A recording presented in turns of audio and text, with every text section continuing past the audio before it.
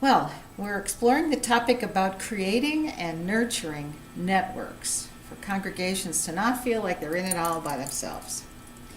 Um, but sometimes that in itself is overwhelming because a congregation always feels like it's a complex organization and all the demands on their time and their small finances are too much. And then if you get together with other congregations and you find more needs, how do you ever decide without getting sort of swamped with this feeling of need? And my experience is that with, it's the two of us and our associated consultants now have worked for thousands of congregations and around the world. The overwhelming norm is congregations are doing too much and trying to do too much and spending way, way too much time scurrying about trying to do more and more things and worrying about the longer lists they're creating and having a hard time keeping any focus. So that's the norm, I find. It's not that Christian congregations are uncaring about people or aren't interested in doing good things. Oh my goodness, no, they're very busy doing lots of good things. It is much harder, and when you discover a really significant need within your community that you're convinced God is up to something really important there, and that you want to join those people in what God is up to there. There is often, in our experience, this sense of being overwhelmed. Too many things to do. Spreading yourself too thin, something, It's just overwhelming.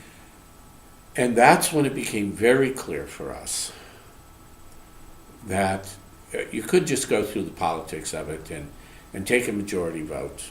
But usually what that means is the people who lose don't do anything, right? Right. Or worse, you spend more energy in the politics of it. Yeah, you set up a contest and then there's a winner and a loser and What we took as our clue was that these are power issues, legitimately so, and the greatest power in the universe is the Holy Spirit.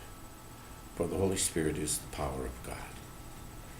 And therefore, what we needed to do was help these local churches to attend to the leadership of the Holy Spirit, to do not just a handful of people coming up with their idea and then trying to get people on board or sell it, but to invite everyone who had interest, anyone who has a stake, to open themselves and ask the question, so God, what's your preferred future for us? And that requires corporate spiritual discernment. And I can remember, this is an issue that, we've worked on. since 1992. Yeah, so a while. It's been a while. Some years, back in the 20th century. Way back in the 20th century. And we began to take a look at, especially how lay leaders can engage in corporate spiritual discernment.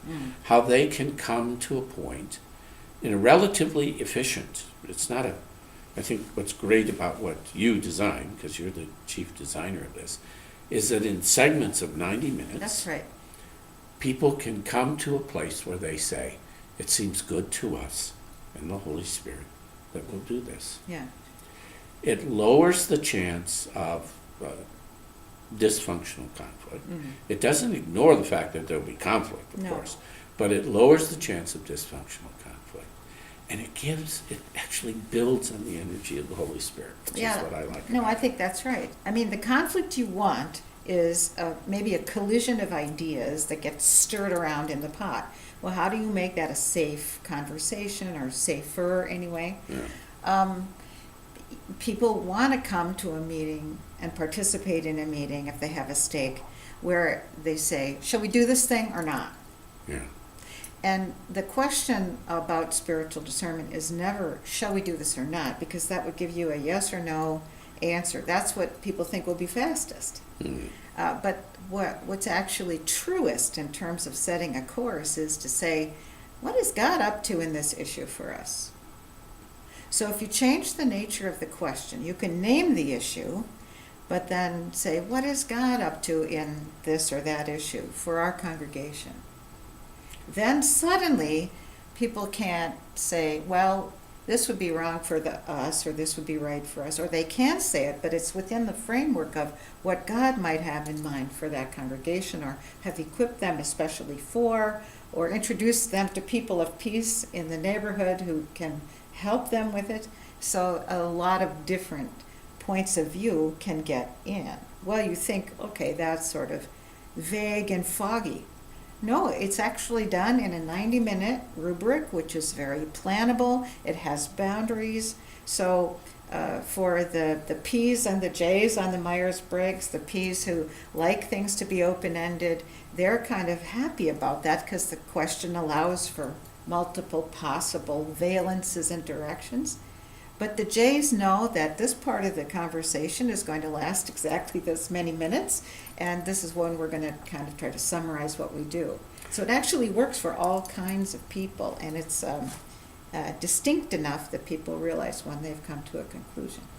To me, this is very revealing, because often I will have leaders in congregations, including, and maybe especially clergy, who are a bit cynical about, oh yes, now all you're going to do is have us get in a fight over what God's up to. Yeah, right.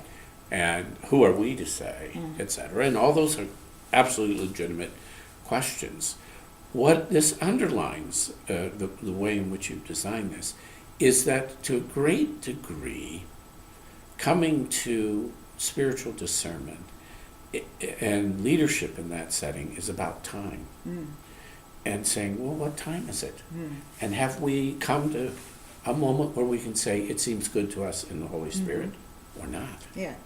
It's not, do we have to have an answer, and does it have to be, beyond a shadow of doubt, right? Yeah. It's, have we come to a sense of the meeting, a sense of right. that it seems good to us in the Holy Spirit, and we place it in chunks of time. And I think, well, I'm convinced, having watched it, once again, over a quarter of a century. And a single conversation of 90 minutes can actually, if you're centering it on God's movement in that congregation, it can actually bring you to a desired direction and focus where the fine tuning happens afterwards, but you actually know where you're going. But if it doesn't get you there, it's almost never considered by the participants wasted time.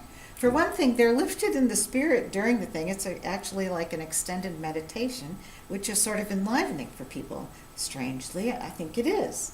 Even the Jays feel that way. But they also come away with, we don't have an answer yet, but you know why? It's because we didn't ask Mabel and Fred to be in this meeting because they have a stake in this and they're not here.